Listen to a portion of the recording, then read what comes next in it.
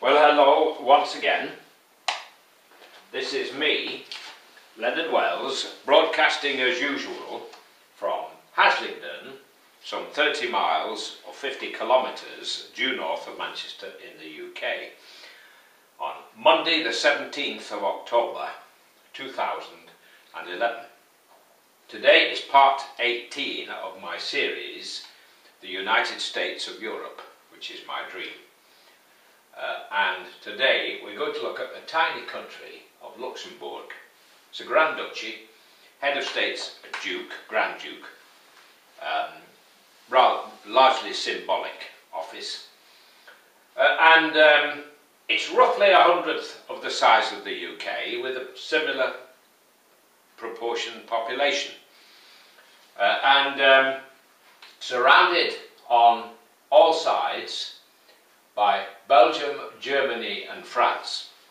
And it's always tried to be neutral, but never succeeded. It has three languages, French, German and a language called Luxembourgish, which is largely German. It is a Christian country.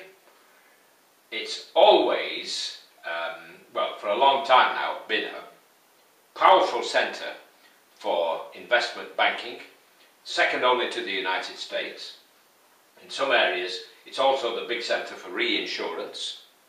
That's where insurance companies who have a big liability will offset and pay premiums to some other company to cover any potential losses they may incur.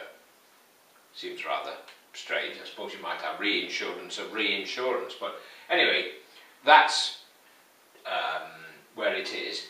In addition, they do steel products, chemicals and rubber products. Excuse me looking at my statistics, but at my age statistics vanish like morning mist from my brain. Now, Luxembourg always tried to stay neutral. It failed miserably twice.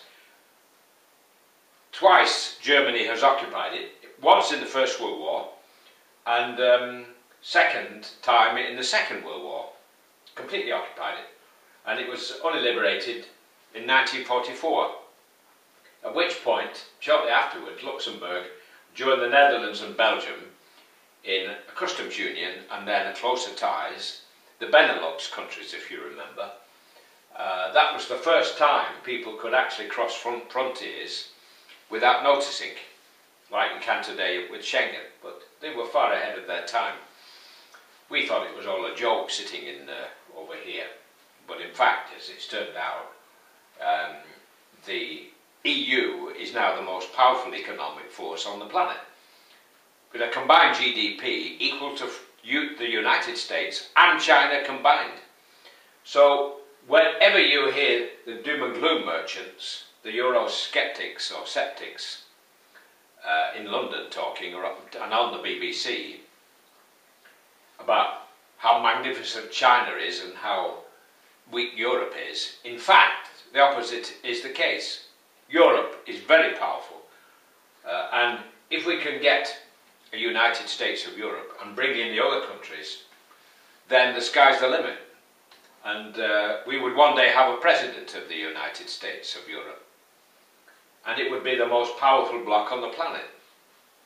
So, capital city of Luxembourg, strangely enough, is Luxembourg.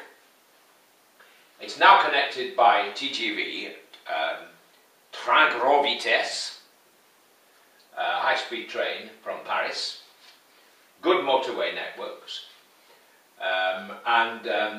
one of the big courts of European courts of justice, I think, are in Luxembourg. The other one, human rights, is in Strasbourg. It may turn out that it's still the way around, but I can't give you any better than that. So it plays a very important part. It's in the Euro and in Schengen. So it's playing its full part, unlike you-know-who over here.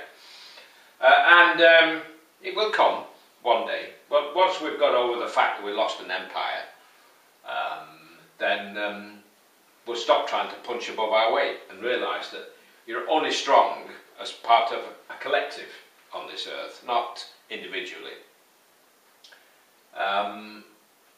So that's Luxembourg. It's tiny, but very powerful for its size, like Belgium. Almost everybody in Luxembourg is on the internet. Practically every single member of the population can be connected to the internet. That's about all I've got to say on Luxembourg. That's part 18. Next, a lot on the list of countries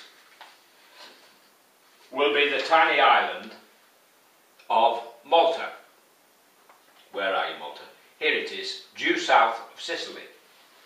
Full member of the EU, member of the Euro, and playing a big part in the EU.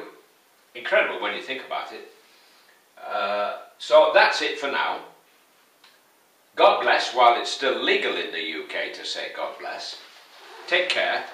Bye for now.